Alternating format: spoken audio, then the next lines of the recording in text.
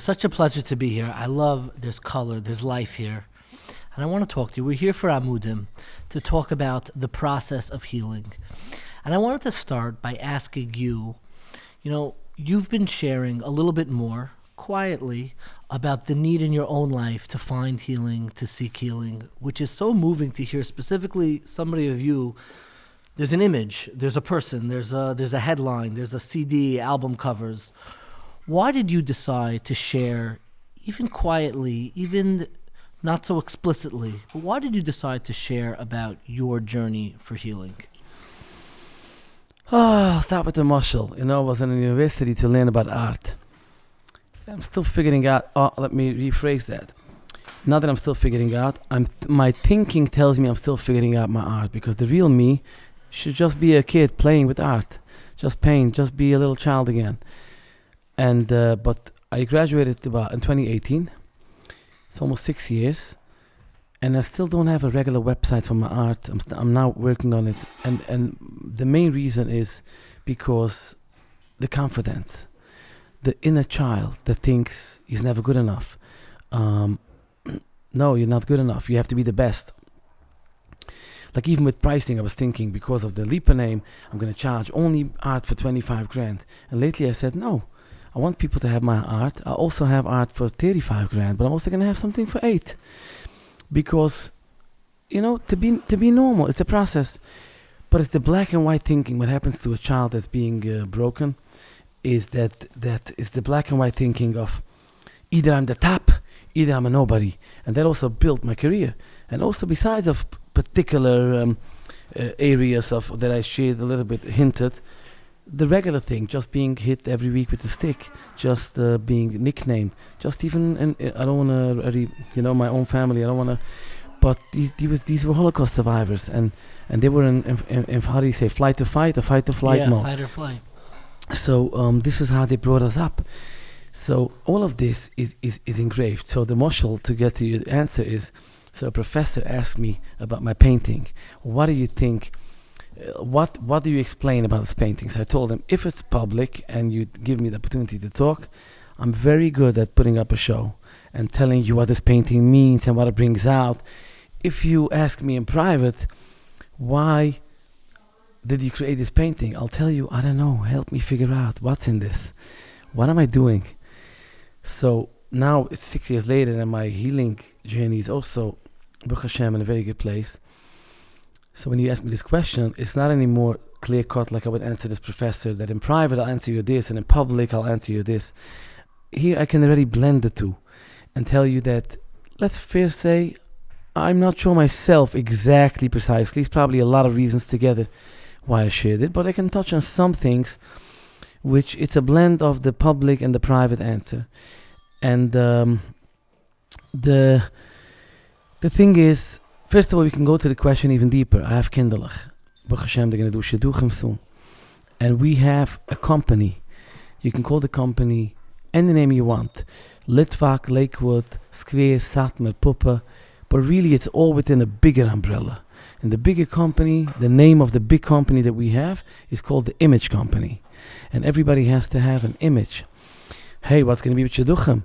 What's going to be with Yeshiva? I have this whole song, I don't know if I should give it away, that I want to make with that's also, I used to be very insecure about everybody's my immediate circle. They know if I would want to make a song, I'll tell them, don't tell nobody, so nobody takes it away.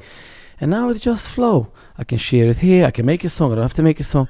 And I wanted to make a song about this guy who, he was in Shidduchim, and they kept on telling him, you need to find the Shidduch, you need to behave, don't drive a car, don't do. And finally he found the Shidduch.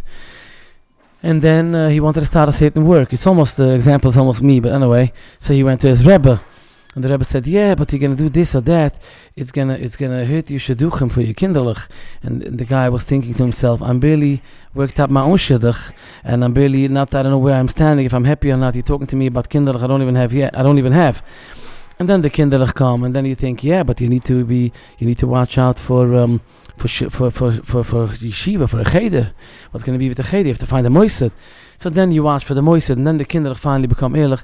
And then let's say in the case somebody wants to get divorced and say, yoy, but you're ruining the whole family. Maybe wait till the kids are married. And I know some people who were in that case. So then you finally have shidduchim because the image is working and the background and all the shviggers and the mechetenis. Everybody is like, I don't know, I like the boy, but I don't know what's going to be the background because Lamaisa, I don't know what's going to be. And they make this whole, the image they work for the image company without even knowing. They're employed by the image company. They don't know if the girl is a beautiful girl inside and out or the boy is a Talmud Chochem inside and out. They have to work for the image company. So finally, it's all part of the song. Finally, they make shidduchim, they marry off their kids. And let's say they want to do a certain family change. Then the kids come in. Are you crazy? Are you going to ruin us for the Einiklach? What do you do for the Einiklach? You can't do this. So then they have to go through life until they come to an age, where it's time to give back the neshama. And they give back the neshama. And so now the story can come almost to an end, except that the kids have to fight around with the moistus which Chevra Kedisha will accept the body. And that's the song. And this is the life of somebody who's employed by the image company. And we have thousands of people employed by the image company. So when I come out and talk a little bit, there's this side of me who wants to make a change in the community. Especially in the image company, we have, everything has to be hidden. Because imagine if I want to say something that could do something for Square. Now Square is building a shul now for $100 million. Now I can maybe can ruin fundraising, and I can ruin and I have brother-in-laws there, and nephews and nieces, and Lipa, what are you doing? And then I also have to be afraid maybe it's going to backfire me. I have Panosa. My main panusa is within the image company, and maybe I can lose weddings. And what's gonna be? Yoy, Lipa, what's gonna be? You're not gonna have money, and yoy, and all this. So I always joke. And it used to be many years I did 12 steps, and now I'm doing different things, unconventional. Baruch Hashem, I kind of think that I'm. It's a beautiful video. I don't know if you saw it, of Reb Shaul Alter when he visited Boca Raton. He stopped for a moment and he spoke about the serenity prayer that they say at the 12-step beautiful. meetings. I think Reb Shaul is a very good man. I think his brother, somebody said one day, a very big thing that I saw in a video, and I couldn't believe that someone like him is talking like this. He was talking about rebels, but I'm not getting into that. The thing is that most of the drive that we have is the image company. And I'm telling you right now, in the middle of Hanukkah, that while I'm talking to you, I have, not me, see, I want to change it. My thinking has fear that you're saying this many times, the image company, it can backfire you, what's going to be with your panosa. And I say money is about the only taiva that wasn't taken away from the Orthodox community. Because if you think about it, like taivas, any taivas, physical taivas, we were taken away and we were crushed. It's almost the two taivas that were not taken away is food. And we like food. And we like food, and you see how crazy the donuts. Yeah, the kigel and herring, and people then don't feel good, and we go to doctors. I try to take my life now to a place where I'm eating healthy. I love it. When you came, it looked like you were exercising. Yes, I exercise. Let them know. I do this because it's important to talk about health. Could you imagine every yeshiva would have treadmills? I mean, what's wrong? And I was once in Monsey in a workout place, and I saw somebody come with a hit a reckle to do a workout. To me, really, it's an OCD, because what's wrong to take on boxers and like a special? I don't know. It's not the way. It's not boxers. The way it is for workout clothing. It's certain shorts or What's wrong? What's wrong to work out?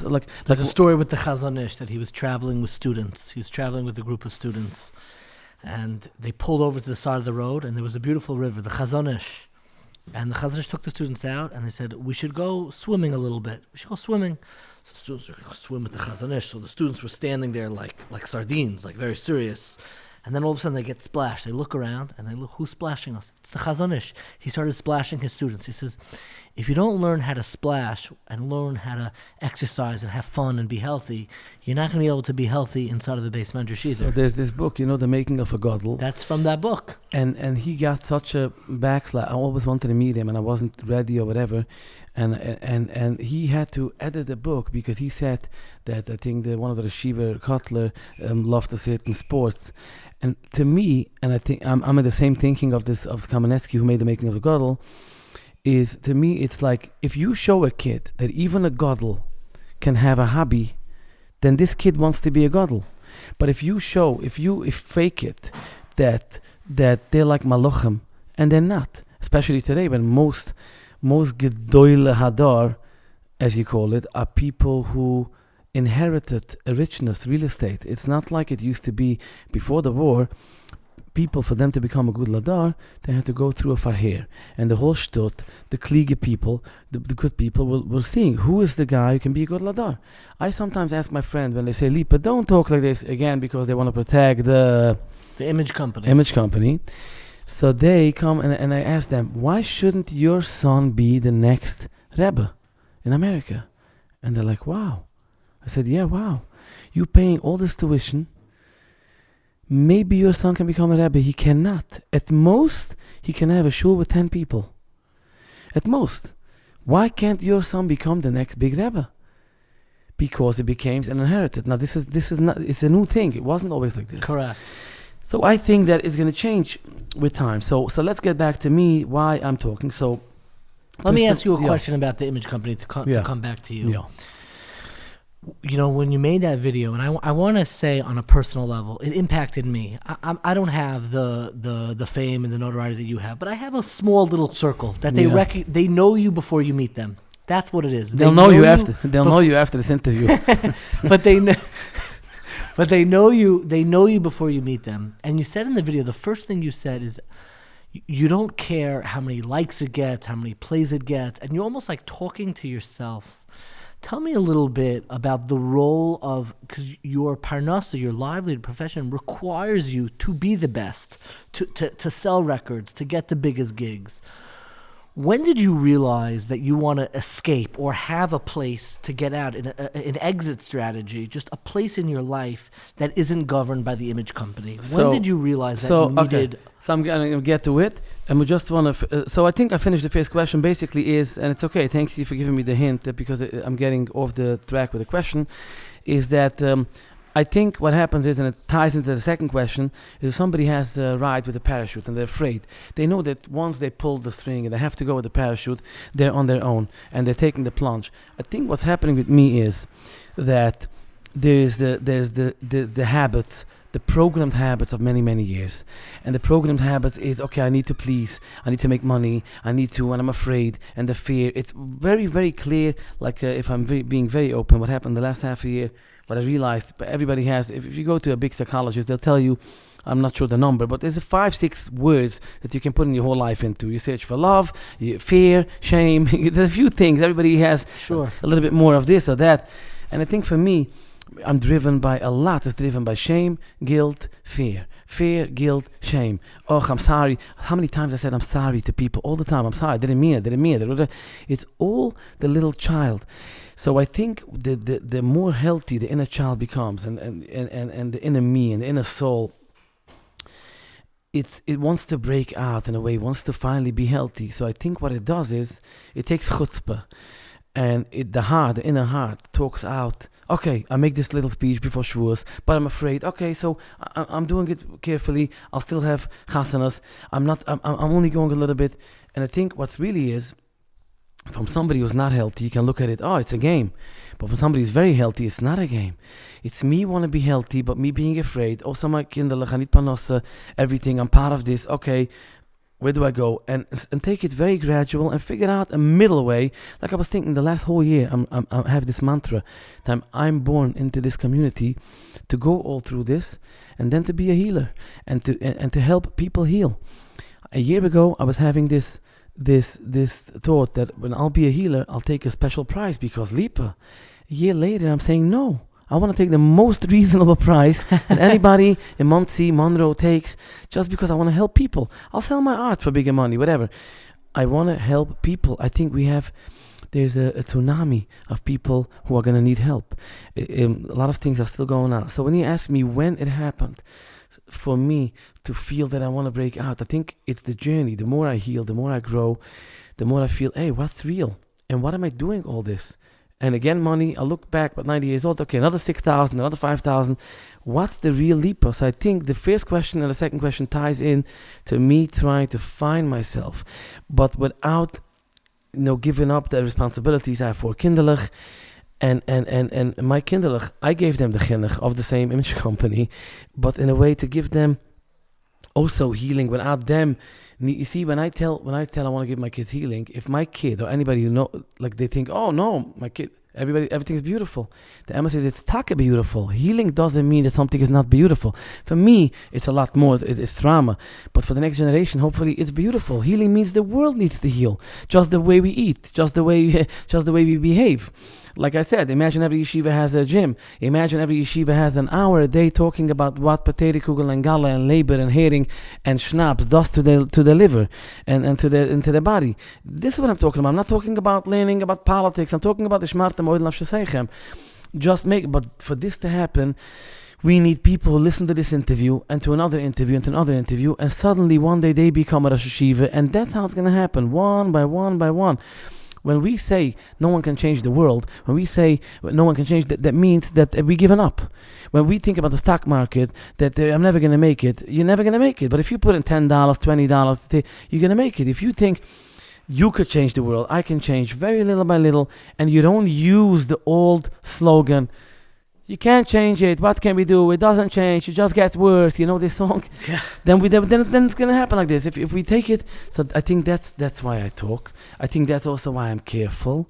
I think I also have to watch my health, not to be too much in the limelight with things that can be triggering for me. That's why after Shvius, people ask me for interviews I didn't want to do. I have to take it slow. For sure. Baby steps. And I think when it started for me, that I'm looking for a way out, I think it's 25 years in the making. I was maybe certain times, and it's okay to say that the times when I had to do with Rabbonim and stuff, where this came from, it came from a very unhealthy place. Not from my side. I know exactly where it came from. I had an asken with 3 other askunim telling me when I moved out to Muncie, they said, even if you move out, if you're not going to obey what we tell you to obey, it's a very small company. It's scary, and you were so young. So young. People don't remember how young you were at the time. You were famous, but you were young. And this guy said to me that the company of whatever, call it whatever you want, the activist, he said, we have 2 people in Butler Park, 3 people in Willenburg. It's a very small company. We're going to run after you forever. We're going to make sure. And when I went through with the big Rabbonim and the Litvische Rabbonim, they all asked me Mechila. Maybe they didn't say Bismillah Moichel, but they asked me. I sat with Rav Belsky, I sat with Rav Feinstein, I sat even with the Meshgiach of Lakewood. And the Chassidim, sure, it goes into the image, yeah. So hopefully one day it's different. I had one Manal ask me for Mechila. But can I say one thing about that? But I want to finish this. So I know I'm sorry to you. Don't want to lose my train of thought. So when I had a meeting with them, the guy, I said to them, because it didn't make sense what happened in the story, and he said to me, "We're here to bring you down," in my face, and I was very young, and I couldn't help myself. So I wish I could tell you, like I told you about the professor in art, that I had this vision, and then I really start. But no, really, the main teacher in my life was pain that drove me. And then I went to, and now realizing, without going into details, is that my main pain, which I thought it was maybe a Malamed who hit me, and maybe it was the later that Rabbonim, that wasn't even the main thing. There's much deeper trauma that was covered in childhood. There's something called cognitive dissonance, and you can Google this, and it's almost like you feel like you were betrayed by your brain. How could this be? But really, it was a help for you. So now, when I'm ready, it's coming out. But really, to finish with this is that pain was my main teacher. Maybe I didn't deal with it with the right reason, but for the first time, I'm not going to say, maybe I didn't deal with it for the right reason, so I'm sorry. No, I won't say this. I'll say maybe I didn't deal with it for the right reason, because what did I know? And I was trying to survive. And Baruch Hashem, now I'm in a much better place. I'm asking HaKadosh Baruch Hu, because even an interview like this can be controversial by some, and I'm asking Hashem that people should learn from this the right lessons. And if I said something that just comes because my feelings are pushing me in a certain way, they should take what works for them and leave the rest. And maybe I open one family, one father, one mother, and maybe I open people to be respectful. Okay, people have a journey. Why can the secular world, why can Elon Musk, who we idolize, why can he write in his book with Isaacson saying that he went through the most trauma in his life? And why is it normal that Isaacson can talk about him even negatively or positively afterwards, how it was with him? And why is it much less judgmental? It's almost like, to know, I'm getting a little insight to Elon Musk. And why by us it's, oh my gosh, where is it going? He's going to ruin his business. And where can we break a little bit the image company that it's okay? It's okay for someone to work on themselves. It doesn't mean that everybody is like this. It doesn't mean that you are like that. It's okay for a girl to come from this most beautiful family and be the Rebbetzin of the coming door, and that her mother is going through certain healing. And what's wrong? Why is it so judgmental? And that's precisely the reason. And I was just thinking to myself that my Kinder, Be'ezer Hashem, I think they have a very, I want to say so myself, they have a very good life and a very good father, and all this beautiful art that I'm making. I said, even if I never sell, I will, Baruch Hashem, I sold already. It's for my kinderlich, and they deserve it because they went through with me to see my journey.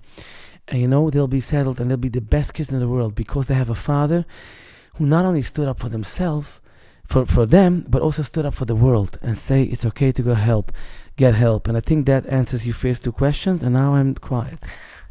It's interesting, you mentioned cognitive dissonance. So the person who came up with the theory of cognitive dissonance is someone named Leon Festinger, and he wrote a book called When Prophecy Fails. And what inspired him to come up with that theory about feeling that being torn in the way that you look at the world is actually the Jewish community in the opening pages, when he talks about messianic disappointment. After they thought, Shabtai Tzvi, that they thought that he was going to be the new Mashiach. He didn't come, and the disappointment that it had and what it did to the community, the whole theory came from the Jewish community. Wow. But I want to talk about something. I was one time sitting at a concert, at one of your concerts. I was sitting right next to Sruli Besser. Sruli writes for Mishpacha magazine. He's a beautiful writer. And he nudged me. He said, when Lipa started getting attention in the larger world, he was compared to certain pop stars. They said he's the pop star of the Hasidic world. He says they have it wrong. He's not that pop star. He's Billy Joel. Why do you say Billy Joel? He said this to me. He said he's Billy Joel because the reason why the world loves the music of Billy Joel, if you ever heard of his music, because they're able to see the ordinariness of the experience. They're able to see themselves inside of his music.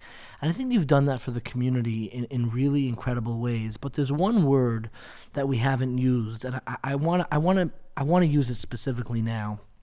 My father's an oncologist. He treats cancer.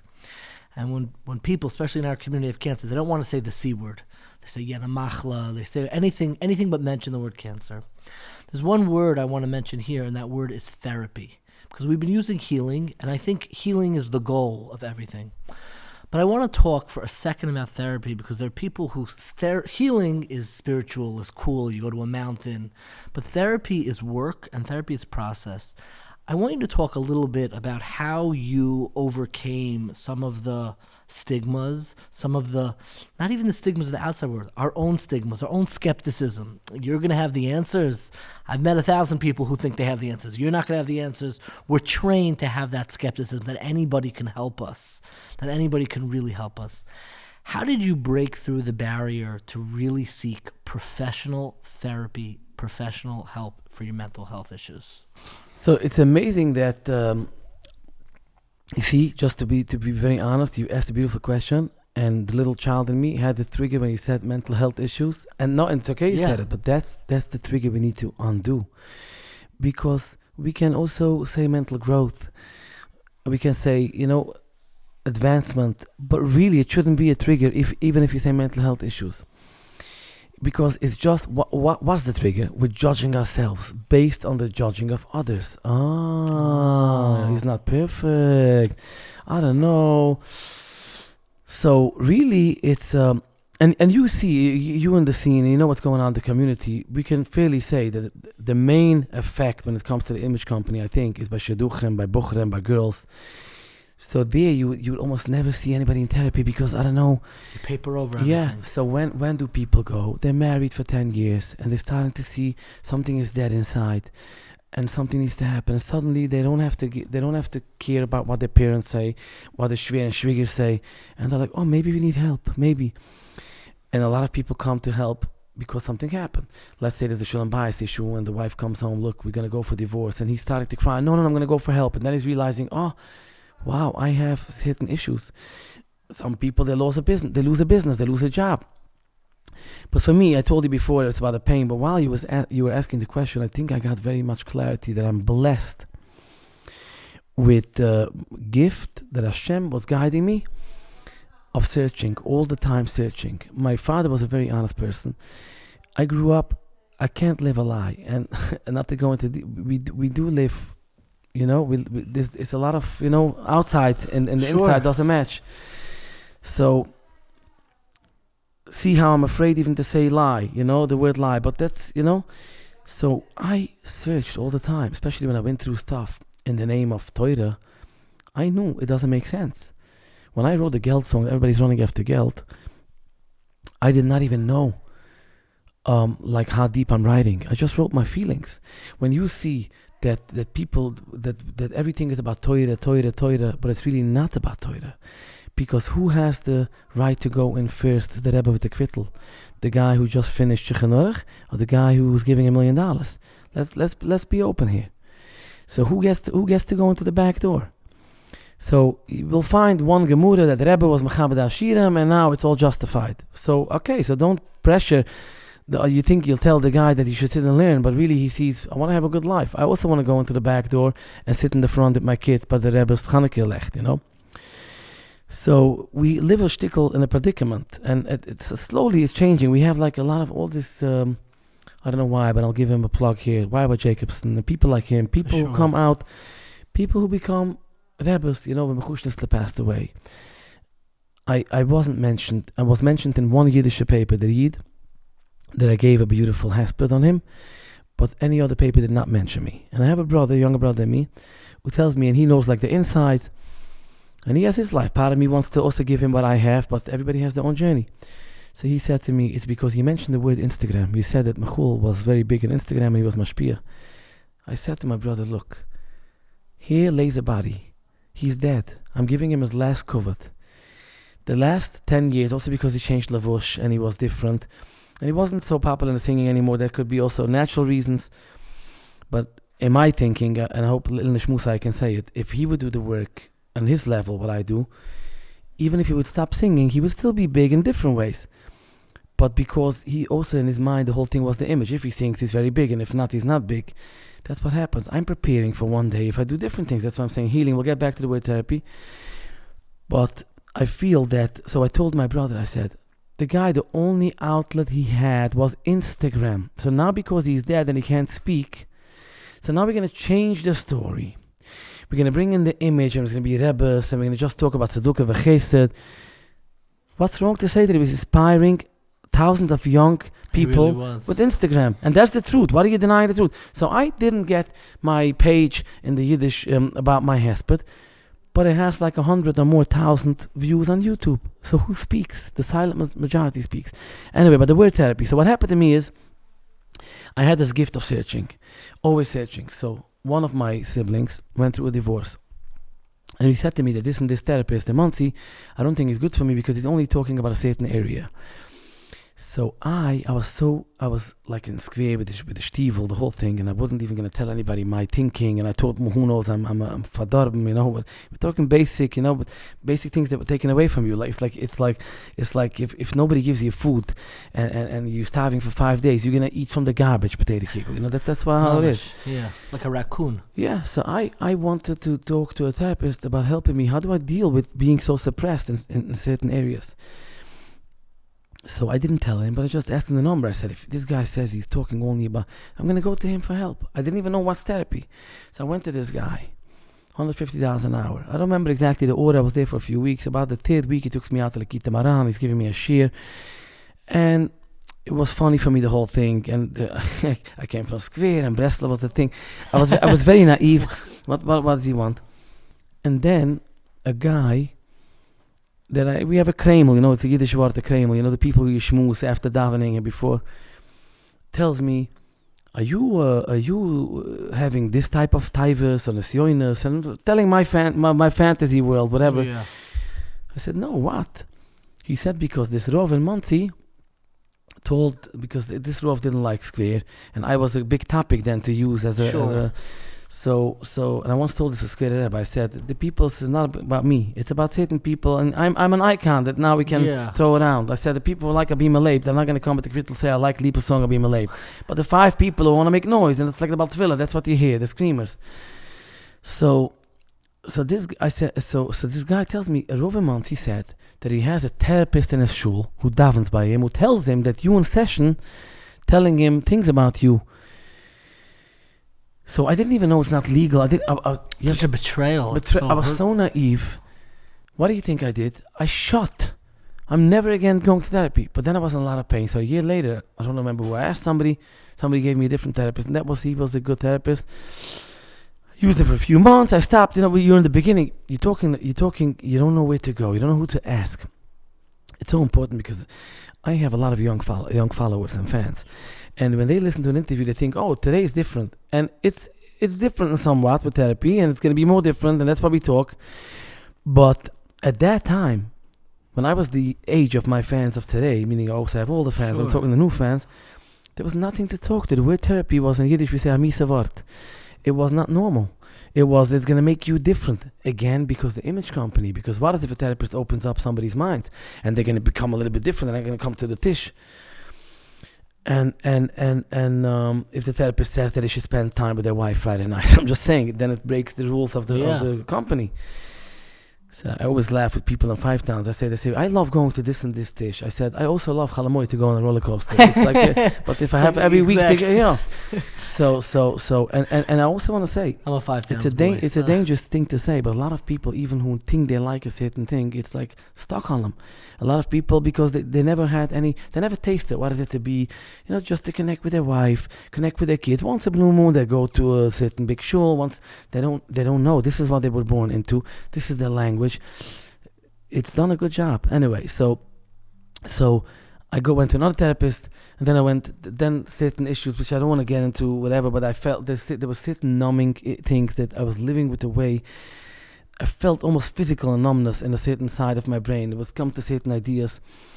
The body keeps the score. Body keeps the score, mamish like this. And I just ordered this book. Anyway, so I knew something was off, but I didn't know what. And so this guy sent me to 12 steps, and he was a good therapist also. Then he made Aliyah to Yisrael, and this for 10 years, a long 10 years, and with a lot of pain. I have an agent, Elbam, in Israel. He says to me, but sometimes you say in an interview, you say, I don't want to talk. Either talk or don't say you don't want to talk. I said, every time I say this, I do talk a little bit, but there's certain things I tell myself, here, I don't want to yet go. And it's okay. It's painful, but there were certain things and I couldn't find. But I had this way of searching, always searching. And Baruch Hashem, a lot of therapists, everybody was a stepping stone for the next. And I found this lady, which for many years she helped me. And she's like a family to me. Her husband also. And they're both therapists. Then somewhere in the middle I was in college. I wanted to become a therapist myself. And then it was difficult for me to focus on the psychology of it. So I finished the bachelor's in psychology. Sure. But the master's I changed to art. Mm-hmm. And yeah, that's like I wish the story would have. It goes back to the Professor Moshel that I can tell you, very grounded. This is what it is. This is what it is. It's still in process. Correct. We don't always need happy endings, and Exactly. sometimes, what I said before we sat down is that people always forget that it wasn't just the whole luchos that were kept in the aron. They had a separate aron, according to Taisus and Erevin. They had a separate aron just for the shivrei luchos, for the broken shards. To add to that, also a Torah. What's the Torah finishing with? You're finishing with the finale, with the dessert. La'einei chol Yisrael. Rashi says right there. Yeah. Yashikach Shibarta. That's it. Why? Because from a broken luchos comes out the beautiful Torah. Comes out everything we have today. Maybe if not for the whole story with the broken luchos, maybe we wouldn't have anything we have today.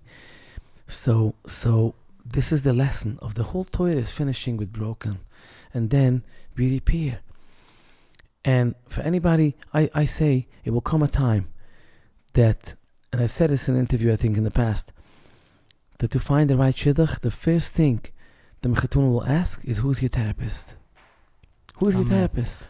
When I have 3 children, Kanai Nahara, every time I have a child in the delivery room, after I text, immediate family, I text the therapist who helped me get married. Yeah. I text her, I said, I wouldn't be here if I didn't seek help. Exactly. I'd still be spinning in circles on the hamster wheel of the image company.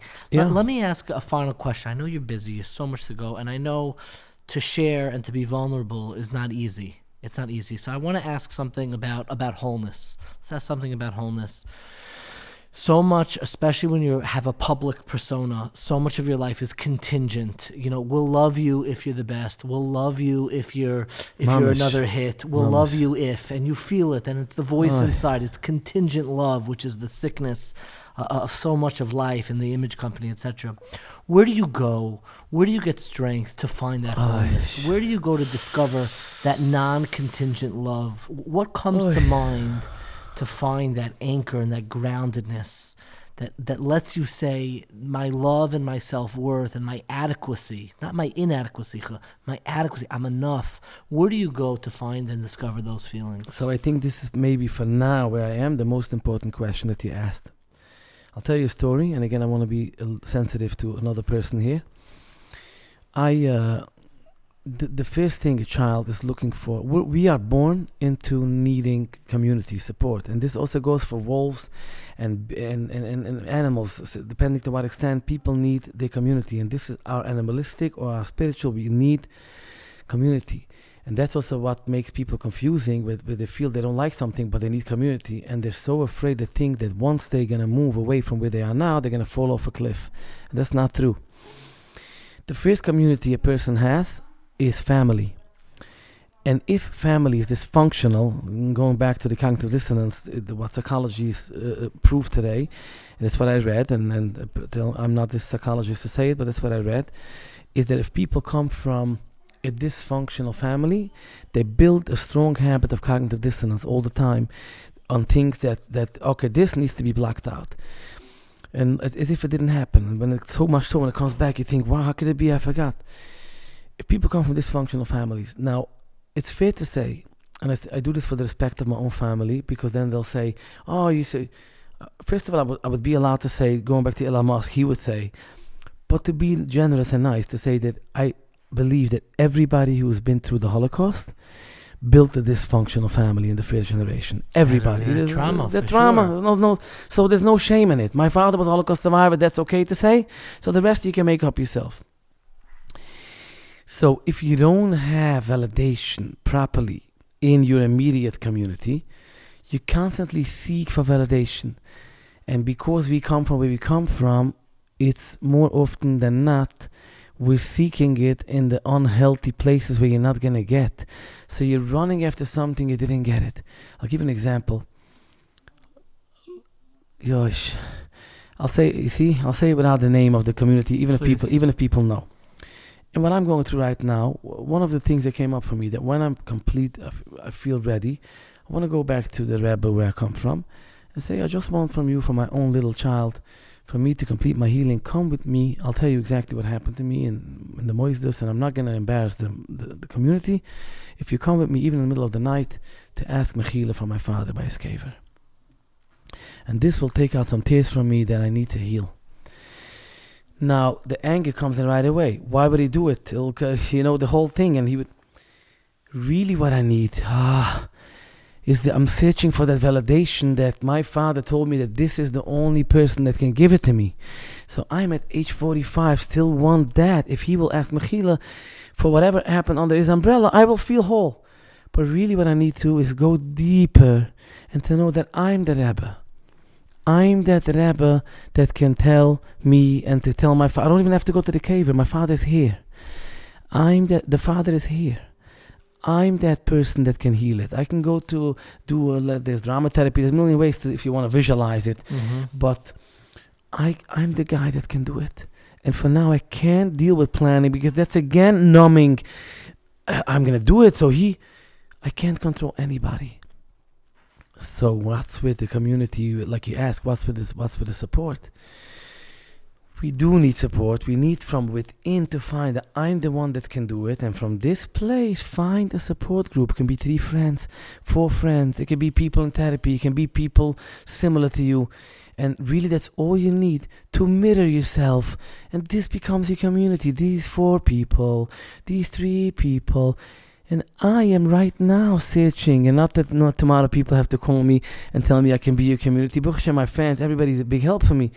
But that inner, I'm whoever I find in groups, in places where I do my growth, I find this is my community. And what I wanted to share the story is that I have a family member who's helping a lot of people, who every time in this last 6 months I had an awakening, I called to say, this is what came up for me now, and I think maybe you also got hurt, and then I got a letter last Friday from the family member telling me it's so hard for me to I want to be of help, and then it drags me in, and then I said, I love you and I understand you, and you're right.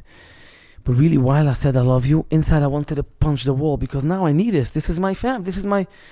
But then really to realize that I can't impose my story. My family member also went through so much. And I said, let's create this boundary that we talk about blintzes and homotaschen. And I send you emojis and bruches, and let's not talk about... Keep it. So then my family member's trauma came up and said, no, I didn't mean forever. I just meant now for a year. I said, no, we can't choose this now. When I need it, you can't. And tomorrow you need... Let's just I'll find my new family, and not to say that I throw away my old. Some, I don't want to get into it, but yeah, but finding a chosen family. Finding a chosen family, some in my family that I need to distance from, some, which is also a big process, and some that I like very much and I'm close, and some, my new family that I choose. And I think, so to conclude it in one sentence, because I said it's the most important question where I'm right now, is to find first the family, the love within you, and to know that you're not gonna get it from the tape recorder, from the recording that you think that this is what you were gonna get. You have to find it from within you, and then to find a small support group, that this is like a family, a new family, and then also you can be close to your family, but not imposing on them the trauma, because they also went through their own trauma. And then my father passed away, and you didn't ask if I'll finish with this. I truly believe, and we grew up in so much layers of fakeness, that the real things becomes also, it's like on the outside. It's like I call it the computer Judaism. Yeah. Okay, this is it. The app works. I'm going to shul. You daven, come out of mincha. Yeah. Then there's the real, the inside. It's okay if I went already so controversial. Maybe not, but let me say it. If somebody doesn't feel like going to shul at one point because they don't have to feel peer pressure. I tell people, the Baal Shem Tov, when he went on the boat to Israel, there was no minyan. So we think Baal Shem Tov, but what did he do the 2 weeks when he went on the boat? What did Reb Nachman do when he traveled? He meditated to Hashem. It doesn't take away somebody wants to be makbid on a minyan, it's beautiful, and it gives them the meaning that they never miss a minyan, beautiful. But not the judge. If somebody comes, somebody comes, where were you last week? I didn't see you. Give the guy a break. Let the guy, maybe leave everybody the way they are. Some people have social anxiety. Some people, for them to go to shul once a month is like for you 5 times a day. So coming back to belief, my father, there's a book about mourning for like Shiva, and I was just going to buy the book now. It's 5 years after he passed away. But it's only now that I'm so connected more than ever. When he passed away and I spoke about how connected I am, I think I said it clearly that there was some big connection, but there was also some misunderstandings. Now I know clearly what happened. And I know things even that happened that he couldn't help me. And that in the community it was about, no, this we hush, this we shush. And even things that my father was, not for now. My father, I love my father. He didn't know better. But in therapy, in healing, I can tell him also the things that, hey, that the little child needs to say, not the justification. That the little child needs to say, hey, you couldn't, it's not my fault. And now I can feel my father's neshama is with me. And that's what I want to get to. That if I come out and I say I feel my father, in certain therapy he's joining me, in certain things he's guiding me, in certain things he's here to help me step by step, and he helped me to recover what happened. In the community where we come from, this should be a sign for anybody who's laughing right now when I say these words. This should be, if you take my opinion, this should be your sign, you listener, where you are in real Judaism. If when I tell you that my father is with me, and he's guiding me, and I feel that he's here with me, and he came to me in different ways, you can call it chulam, whatever, to guide me, certain things that really worked out for me, and helping me through my healing, because now he knows. If this makes you laugh and feel, Lipa is chishing around, then there goes, you really work a computer Judaism. Because you go out from Shul by Yizkor. You believe in many, many things, that neshumas are coming and everything. But only as long as it's in the book, yeah. But when you really have to hear the Lipa Schmeltzer say that my father is guiding me, oh my goodness, he's like something, then we have to reconstruct a Judaism closer to spirituality, to Nefesh, to Neshama. And then from that place, we can take out the Siddur and take out B'Shem Hashem Elokei Yisrael, Memini Mechul. What does it mean, Memini Mechul? Smolik Avril, do you really believe it? Take a breath. Va'aroishi Shechinas Keil. 1 second, wow. There's no fear. You know, when we talk about business, let's leave it to Hashem. I know, but we have to. There's the rational. We have to do Ishtadlus. But where's really Hashem? Lipa, you just made this beautiful interview. What's going to be Panusa? Panusa? Hashem. Hashem is going to give Panusa. Hashem is taking care of Lipa. Hashem is going to give the best Shadichem. Hashem is going to give you a good Shidduch. Until now, you are not ready. You're going to find someone who went through a similar journey and is growing. But what's going to be? I'll have to support her. But I have another kid. Where's Hashem? Hashem is in the breath. I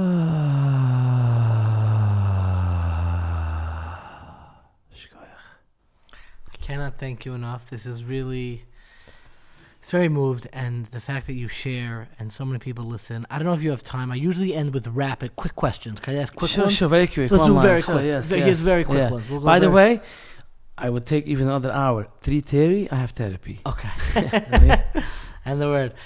My first question, tell me, you clearly been reading a lot on this journey. Are there any books you'd recommend to a listener? Somebody who's trying to find a way to open up some of the healthiness. The Untethered Soul. And maybe The Power of Now. Beautiful. Power of Now. And also The Body Keeps the Score, but I can't give too much. Yeah. Sure. Body Keeps the Score. Yeah, you have to. Yeah. Body Keeps the Score. Next question. If you went back to write your own book, you went back to school to get a different degree, to learn something, a new area, a new discipline, what's an area, a discipline that you would want to write about? Helping people recover and start new and regain their life. Beautiful. Final question. I'm always curious. I've dealt with sleep issues my whole life. I'm curious, what time do you go to sleep at night? What time do you wake up in the morning? So it's complicated because I have gigs and I go to sleep very late. I try to sleep minimum 7 hours a day. I have to thank Hashem that sleeping is not a big issue. But most of the time I sleep well. Lipa, this has been a privilege and a pleasure. Thank you so much for speaking with us today. And thank you to Amudim and Tzvigelach for being who they are. This is really a credit to Amudim. Yes. I'll give you a hug before you go. Sure. Thank you. This was really close.